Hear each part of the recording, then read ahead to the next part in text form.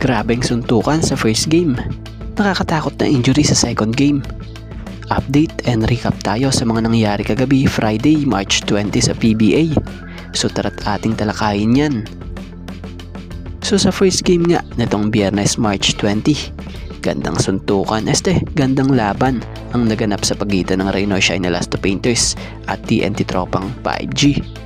So kasalukuyan nga pong conference na ito, and ito na siguro ang isa sa mapisikal na nakita nating laro, kung saan nakikita nga natin dito na may sumasalyang player, pikon at lakas mang asar na player. At higit sa lahat umaabot pa nga sa suntukan ng naging laban. So kapansin-pansin na napaka-pisikal ng larong ito. So sa napanood nga natin ito bilang opinion natin, parang yung Kubuntin nga ang nauna rito Dahil kung titingnan nyo naman, ang ayos naman ang nilalaro ng import ng Reynoy Shine simula't simula. Na-trigger lamang din ito nang suntukin nito ang import na ito.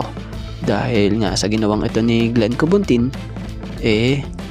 kahit siguro sino magagalit at gaganti ng suntok din, diba? Ayun tuloy, inabot niya kay Johnson. Nasolidan tuloy siya at na-combo. Kaya naman pala, napasigaw na lang din siya dito At siya nga po pala, kahit ako napatanong, maging maraming fans, anong ibig sabihin kaya ng pagsugod na ito ni Calvin Optana? Gayot teammate naman niya ang nauna na bumanat sa import ng Ross. So sa larong ito aminin na sa hindi ang talagang pinag-usapan.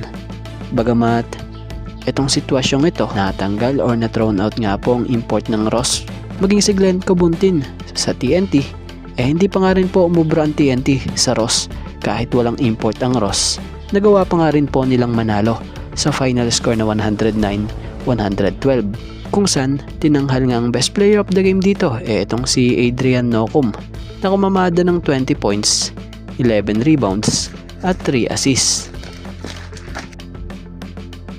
At sa second game naman, kung gaano ka-intense ang laban sa first game, siya namang kakalmado lang sa second game. Bagamat nakuha ng Barangay Ginebra ang panalo versus Macau Black Knights sa final score na 93-110, kung saan tinanghal pa nga pong best player dito itong si RJ Abarientos na kumamada ng 25 points, 6 rebounds at 7 assists.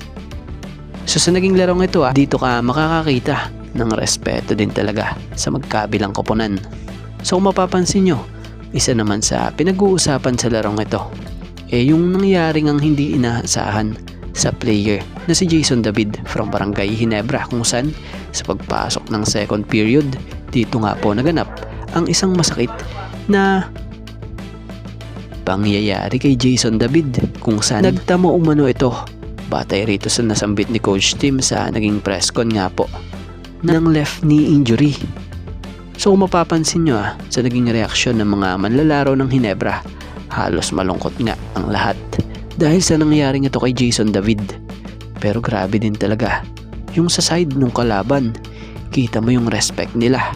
Kahit kalaban, talagang andon pa rin sa kanila ang pag-alala at pagrespeto kahit pa sa kalaban nila. Maging head coach nga ng Macau napaka-respeto. So about kay Jason David, abangan natin sa mga susunod na araw kung anong magiging update nga sa naging injury na to. So pray for Jason David for fast recovery.